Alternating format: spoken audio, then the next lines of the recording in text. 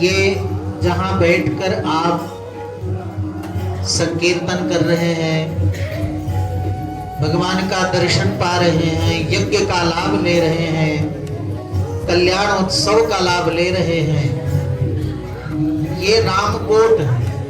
क्या बोलते हैं इसको? रामकोट। रामकोट मतलब राम जी का घर। आप यहाँ ऊपर से देखेंगे तो बिल्कुल पास में ही रामलला का मंदिर है, श्री राम मंदिर है। तो एक तरह से आप लोग राम जी के मंदिर में, और ऐसे राम जी के मंदिर में जो वो राम जी का मंदिर बाद में बना और हमारे सुनाम धन्य परम भागवत परम वैष्णव अपने क्षेत्र में जन जन का सबका हित करने वाले, सबका ध्यान रखने वाले श्रीमान मर्री जनार्दन रेड्डी जी, यमुना जी, जिन्होंने अपनी भक्ति भावना से भगवान को यहाँ विराजमान किया इस दिव्य मंदिर में। तो यहाँ राम जी पहले विराजमान हुए और राम मंदिर में 1 वर्ष के बाद में विराजमान हुए। तो एक तरह से कह सकते हैं कि आपके राम जी बड़े भाई हैं और रामलला जी छोटे भाई हैं।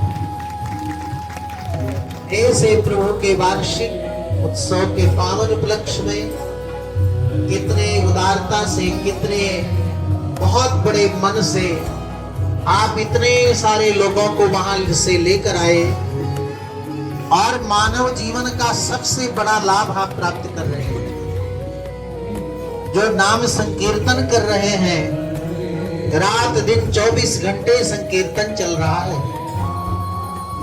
और ये जो मंत्र लिया गया है, ये मंत्र उपनिषद में एक उपनिषद है, कलि संतरणोपनिषद, और उसका अर्थ है कि कलयुग में सरलता से हमारा आत्म कल्याण कैसे हो, भगवान का अनुग्रह कैसे मिले, हमें भगवत प्राप्ति कैसे हो, इसके लिए विशेष करके मंत्र, जो मंत्र का संकीर्तन आप लोग कर रहे हैं, इस मंत्र का कोई व्यक्ति 108 बार संकीर्तन कर ले तो भगवान उसको अपना प्रिय मानते हैं। और आप रात दिन 24 घंटे भगवान का नाम संकीर्तन कर रहे हैं तो भगवान के कितने प्रिय बनेंगे। सारे शास्त्र पुराण यही कहते हैं, कलयुग केवल नाम यधारा, सुमिर सुमिर नर उतर ही पारा। कलयुग में और अन्य साधन बड़े कठिन हैं। ध्यान लगाने जाओगे तो मन लगेगा क्या? आपका मन नहीं लगेगा।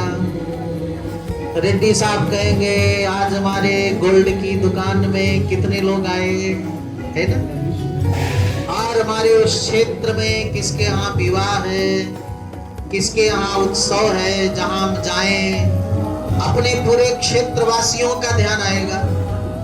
आप लोग ध्यान करने बैठेंगे तो बच्चों का ध्यान आएगा, काम आदि का ध्यान आएगा। लेकिन इस कलयुग में ध्यान, समाधि, योग आदि नहीं, यम नियम संयम का महत्व नहीं, बल्कि इस कलयुग में भगवान का ये नाम संकीर्तन कोई कर ले तो उसका कल्याण हो जाता है। इसलिए बहुत सुंदर ये उपाय आपने निकाला। महाराज जी ने सुबह गीता जी का सुंदर यज्ञ कराया। स्वामी जी पांचरात्रागम विशारद हैं, विद्वान हैं, कितने सुंदर ढंग से बड़ा दिव्य आयोजन कर रहे हैं। सुबह आप लोगों ने भगवान का महाभिषेक दर्शन किया। अपने लोगों का शरीर पांच भौतिक नश्वर है, इसलिए साबुन से, शैम्पू से स्नान करते हो ना, लेकिन भगवान का शरीर दिव्य विग्रह है, इसलिए भगवान का अभिषेक होता है पंचगव्य से, पंचामृत से, सरयू जल से, नदियों से भगवान का मंगल अभिषेक हुआ, तिरुमंजन हुआ। कल आपने अनुभव किया भगवान, और यहाँ भगवान तो विराजमान है ही, उत्सव विग्रह भी विराजमान है, और रेड्डी साहब के नित्य आराध्य भगवान यहाँ पर महाभाग्य नगर में, हैदराबाद में बहुत दिव्य सुंदर महल है आपका। वहां भगवान विराजमान, एक अलग इनका मंदिर ही आपने बना रखा है, तो उस मंदिर में भगवान की पूजा होती है। आज वे प्रभु भी कितना आनंदित हो रहे होंगे कि मेरी जन्मभूमि में, मेरी सरयू मैया में अभिषेक करके, इतना दिव्य उत्सव करके मुझे कितना आनंद दे रहे हैं। तो कितनी प्रसन्नता रेड्डी साहब के ऊपर भगवान की हो रही होगी। ये कल्याण उत्सव तो आप सबके लिए मंगलकारी। आप लोग सोच रहे होंगे कि हर कार्य में तो स्वामी जी आगे रहते थे, इसमें क्यों दूर है? तो इसमें तो केवल लक्ष्मी और श्रीमान, यानी जो कल्याण से संपन्न रहते हैं, पति पत्नी, उन्हीं लोगों को अधिकार है इस पूजन में। क्यों? इसीलिए अक्षतादि और ये सब आप लोग जो सपत्नीक हैं, आप लोगों ने भगवान का सुंदर अर्चन किया। यज्ञो ही विष्णु, कलयुग में देवताओं को और भगवान को भोजन कराना है तो सीधे नहीं करते। अग्निमुखा वही देवा, कलयुग में अग्नि ही भगवान का, देवताओं का मुख है। तो आप जो आहुति देखते हैं ना वैदिक मंत्रों से, तो ये भगवान को आहुति प्रदान करते हैं। भगवान के मुख में, अग्नि कुंड में, माने भगवान के मुख में आहुति दे रहे हैं, तो भगवान को प्राप्त हो रहा है।